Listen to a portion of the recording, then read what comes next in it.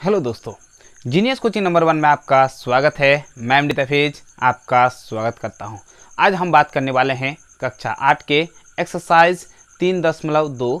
सबसे पहले हम इससे संबंधित जो इंट्रोडक्शन क्लास होता है यानी परिचय होता है, ताकि आपका एक्सरसाइज आसानी से बन जाए, तो हम उसके बात करेंगे। उसके बाद हम एक्सरसाइज की बात करेंगे। तो चलिए हम देखते हैं उससे संबंधित जो सवाल होता है उसे पूर्णतः विकसित करने का और उसको अच्छी तरह से समझने का और उसका कॉन्सेप्ट क्लियर करने के लिए कुछ कॉन्सेप्ट आपको बताते हैं। देखिए, आज का जो सेगमेंट में हम बात करने वाले हैं वो ये है कि चतुर्भुज के बारे में बात करने वाले हैं। वो किसके बारे में?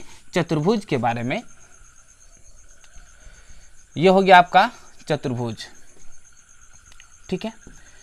तो सबसे पहले मन में ये डाउट आता है कि चतुर्भुज आखिर है क्या? चतुर्भुज आखिर है क्या? देखिए, जैसा नाम से यह पता चलता है कि चतुर्भुज क्या है। देखिए, चार भुजाओं से बने आकृति को चतुर्भुज कहते हैं। चार भुजाओं से बने आकृति को क्या कहते हैं? चतुर्भुज कहते हैं। तो चतुर्भुज का जो गुण होता है वो क्या क्या होता है, अब हम बात करते हैं।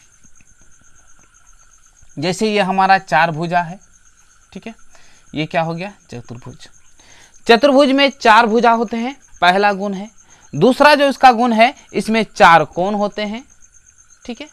ये उसका दूसरा कोण है, मतलब दूसरा इसका गुण है। अगर तीसरा गुण देखा जाए तो जो भी चतुर्भुज ये होता है वो होता है उत्तल आकृति होता है, बल्कि अवतल आकृति बहुत कम होता है। हम जो मुख्य चतुर्भुज के बारे में बात बताएंगे, जिससे संबंधित अनेक फॉर्मूला का भी उपयोग किया जाता है। तो चलिए हम देखते हैं चतुर्भुज के प्रकार के बारे में। जैसे हम चतुर्भुज के बारे में जान लिए, अब हम देखते हैं चतुर्भुज के प्रकार के बारे में। चतुर्भुज का अगर पहला प्रकार देखा जाए तो वो हो जाएगा आपका समांतर चतुर्भुज। अब देखिए, समांतर चतुर्भुज किसे कहते हैं? वह चतुर्भुज जिसके आमने सामने की भुजा समांतर तथा बराबर हो, उसे समांतर चतुर्भुज कहते हैं। मतलब ये हम इस तरह से भी परिभाषा दे सकते हैं, वह चतुर्भुज जिसके आमने सामने की भुजा समांतर तथा बराबर और प्रत्येक कोण 90 डिग्री का नहीं होता है, उसे क्या कहते हैं? समांतर चतुर्भुज कहते हैं। जैसे यहाँ पे देखिए, ये जो हमारा चतुर्भुज है, जैसे 1 नंबर का देखते हैं, समांतर चतुर्भुज, ठीक है।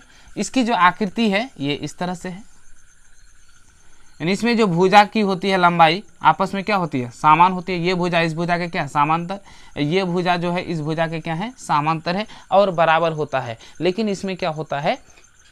प्रत्येक कोण 90 डिग्री का नहीं होता है। और याद रखिए, इसका जो आसन्न भुजा का योग होता है वो हमेशा कितना होता है? 180 डिग्री। अब बोले सर, आसन्न कोण क्या है? जैसे एक भुजा पे बना कोण, जैसे ये वाला हमारा बना कोण, इस कोण और यह कोण का माप हमेशा क्या होता है? 180 डिग्री होता है, ठीक है दोस्तों।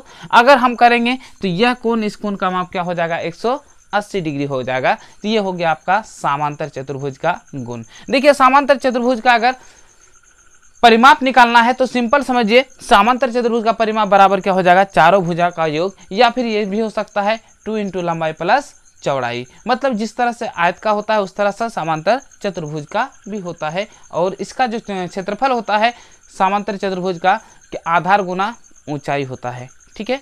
तो ये दूसरा हम पॉइंट की ओर देखते हैं, जो उसी तरह से होता है, उसको बोलते हैं समचतुर्भुज। ये समचतुर्भुज इसीलिए बोलते हैं, इसमें प्रत्येक भुजा आपस में क्या होते हैं? बराबर होते हैं। क्या होते हैं? प्रत्येक भुजा आपस में बराबर होते हैं। और जो होता है यहाँ पे प्रत्येक